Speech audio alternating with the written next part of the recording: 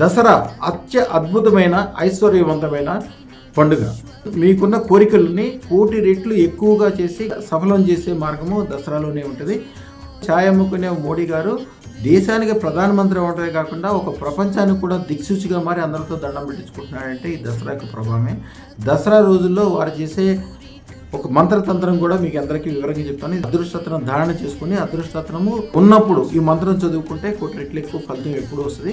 ఈ రోజునే అదృష్టత్రం ధరించండి, లేకపోతే ఎంత త్వరగా వీలైతే అంత త్వరగా అదృష్టత్రం ధరించండి. చేసుకునే మంత్రం ఓం ఐం హ్రీం శ్రీం భవానీ మమ సర్వ ఐశ్వర్యం సర్వ మనోకామనా సిద్ధం దేహి ప్రేక్ష స్వాహ. ప్రతిరోజు 108 సార్లు ఈ మంత్రం చదువుకుని 3 ఖర్జూరకాయలు ప్రసాదం పెట్టాలి. ఆ ఖర్జూరాలు మీ ఇంట్లోనే ప్రసాదంగా తీసుకోవాలి, బయట వాడికి ఇవ్వద్దు.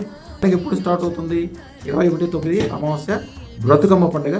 తర్వాత 22వ తారీఖు బాలా త్రిపుర సుందరి, 23వ తారీఖు గాయత్రీదేవి, 24 అన్నపూర్ణాదేవి, 25 కాత్యాయనీదేవి, 26 మహాలక్ష్మీదేవి, 27 లలితా పరమేశ్వరి, 28 మహాచండి, 29 సరస్వతీదేవి, 30వ తారీఖు దుర్గాదేవి, 1వ తారీఖు అక్టోబర్ నెల మహిషాసుర మర్దినీదేవి, తర్వాత విజయదశమి విజయేశ్వరిదేవి.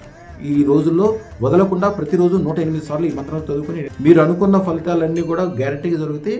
మీరు అదృష్టత్వం ధారణ ఈ రోజుల్లో కంపల్సరీ చేసుకోండి. ఎంత త్వరగా చేసుకుంటే అన్ని రోజులు అదృష్టత్వం ధారణ చేసుకున్న తర్వాత జరిగే ఈ మంత్రం వలన వచ్చే ఉపయోగాలన్నీ మీ కుటుంబాలు పొందుతాయి. రాబోయే తరాలు కూడా చాలా గొప్పగా అవుతాయి. శుభం భూయాత్.